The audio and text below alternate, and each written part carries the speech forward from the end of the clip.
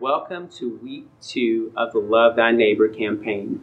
Last week, Karen addressed the question, who is my neighbor?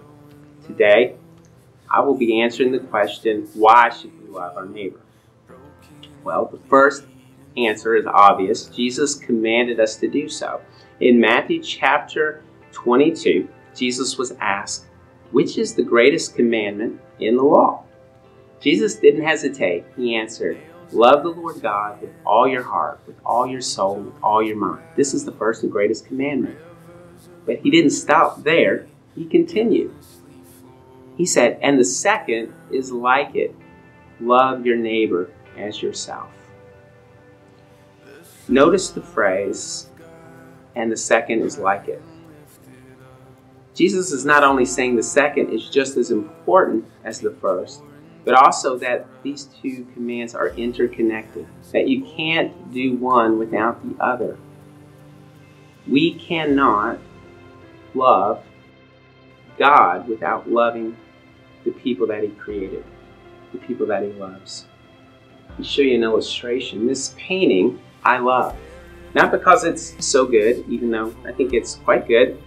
I love it because of who painted it. This painting was painted by my daughter Marty. And every time I see it, it sits on the mantle at our house, and every time I see it, I think about Maddie, and I think about how much I love her. In the same way, when we see a person, whether it's a person close to us or maybe even a stranger, we should see them through the eyes of God and see them as a person that God created in His own image and a person that He loved, a person that He loved so much that He sent His Son to die for that person. We also cannot love people without loving God.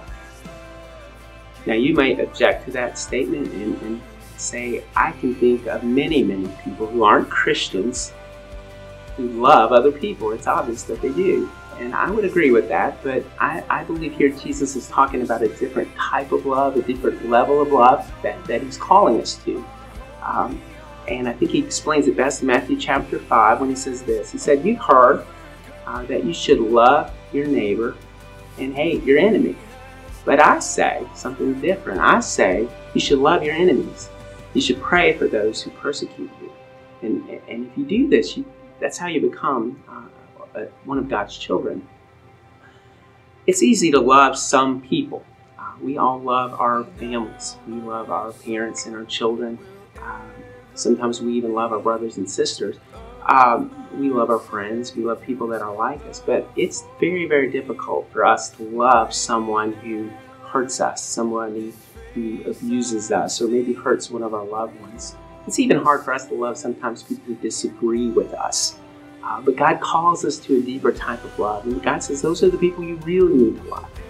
Last week, Karen said that the greatest need that any person has is a personal relationship with Jesus Christ. And I agree with her.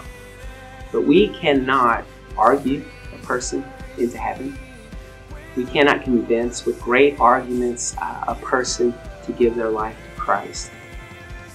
But we can love them. Jesus asked us, He told us what the 2 great commands were. They were all about love. Love God, love people. That's really all you have to do. Everything else kind of falls into place when we love other people. We're going to have a special day on February the 19th, Friends Sunday, when we're giving you the opportunity, we're encouraging you to invite a friend to church. There's no better way to show them love than to share with them the most important thing in your life, and that's your relationship with Jesus Christ. So we're going to encourage you to invite somebody. In the meantime, just show love. And when somebody makes you angry, think about these verses, and instead of lashing out in anger, maybe God can help you respond in a loving way.